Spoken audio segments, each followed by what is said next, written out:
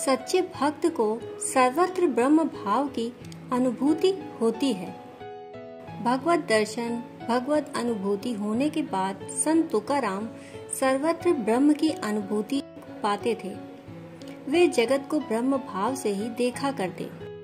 वे हर प्राणी को ब्रह्म भाव, भगवत भाव से देखा करते थे। इसको लेकर एक बहुत ही रोचक कथा प्रसंग है। इंद्रायणी नदी के तट पर बैठकर संत तुकाराम प्रायः भजन कीर्तन किया करते। एक बार वे वहीं बैठकर भजन कर रहे थे कि तभी उस नदी के पास के खेत में काम करने वाला किसान उनके पास आया और कहा, महाराज, आप यहाँ अक्सर भजन कीर्तन करने बैठते हो। मेरा खेत भी यहीं पास में है। अगर आप यहाँ बैठे बैठे खेत की निगरानी करें तो मैं आपको बदले में 20 सेर ज्वार दे दूंगा। उसके अनुरोध करने पर संत तुकाराम नदी किनारे वाले उसके उस खेत की रखवाली करने को तैयार हो गए। उस खेत की फसल को पशु पक्षी अक्सर बर्बाद कर दिया करते। संत तुकाराम पहले की तरह ही नदी किनारे बैठकर भगवान का भजन कीर्तन करने लगे। वे हाथ से झांझ बजाते और मुख से अभंग गाते। झांझ और अभंग की आवाज सुनकर प्रायः पशु पक्षी लगी ज्वार की फसल चुगने उस खेत में न आते। पर एक दिन जब उस खेत में लगी ज्वार की फसल कटने को थी और वह अभंग गाते गाते भगवान के ध्यान में मग्न हो गए, तभी झांझ और अभंग की आवाज बंद हो गई। आवाज न आने के कारण चिड़ियों को खुला खेत मिल गया। वे उस खेत में आ बैठी और खेत चुगने लगी। थोड़ी ही देर में जब संत तुकाराम का ध्यान टूटा और वे पुनः झांझ बजाते हुए अभंग गाने लगे, तभी उस आवाज को सुनकर खेत में दाने चुग रही चिड़ियां उड़ने लगीं। जब तुकाराम जी ने उन चिड़ियों को दाने चुगना छोड़कर उड़ते हुए देखा तो वे समझ गए कि उनके डर से ही चिड़ियां खेत से उड़ी हैं।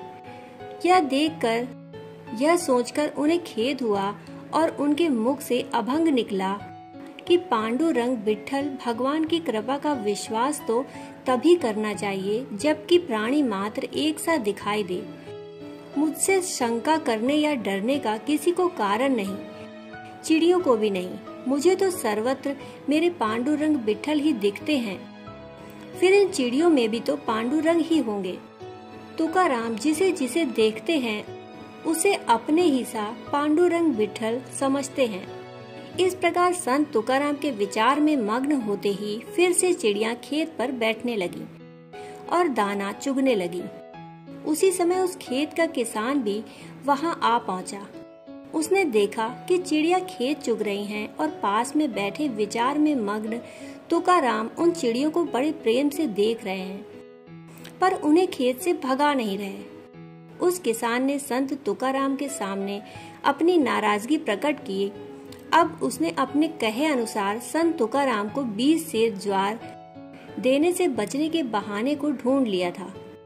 तुकाराम को 20 सेर ज्वार देना नहीं पड़े, इस हेतु वह गांव के पंचों के पास गया और बोला, तुकाराम जी के सामने ही चिड़िया खेत चुगती रहीं और तुकाराम उन्हें भगाने के बजाय सिर्फ चिड़ियों को देखते रहे और चिड़िया खेत चुगती रहीं।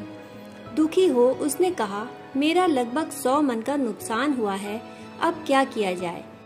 पंचों ने खेत जाकर ज्वार कटवाई और उसे तौलवाया तो लगभग 150 मन दाना निकला, जो कि पहले की तुलना में कहीं अधिक था।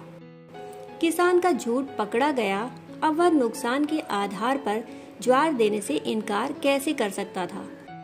अस्तु पंचों ने यह निर्णय लिया कि 100 मन ज्वार उस किसान को दे दी जाए और बाकी संत तुकाराम के घर पहुंचाई जाए। बोरियां भरकर संत तुकाराम के घर भेज दी गईं।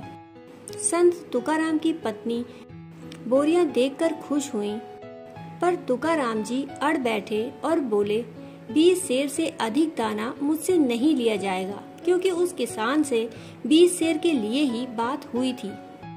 इस पर उनकी पत्नी चिल्लाने लगी कि जब बोरी घर में आ ही गई है तो उसे वापस करने की क्या जरूरत है, और बोली, ये तो लोगों के ही घर भरेंगे और अपने घर में आई बोरियां भी नहीं रखने देंगे। आखिरकार पंचों की राय और संत तुकाराम की इच्छानुसार कुछ दाना ब्राह्मणों को बांटा गया और बाकी दाने की कीमत से मंदिर की मरम्मत कराई गई। ऐसी थी संत तुकाराम की भगवत भक्ति। भगवत दृष्टि, आत्मदृष्टि संपन्न भक्तों व साधकों का जीवन संत तुकाराम की भांति ही निश्चल, निर्मल और निर्विकार होता है। दोस्तों, कहानी सुनने के लिए आपका बहुत बहुत आभार।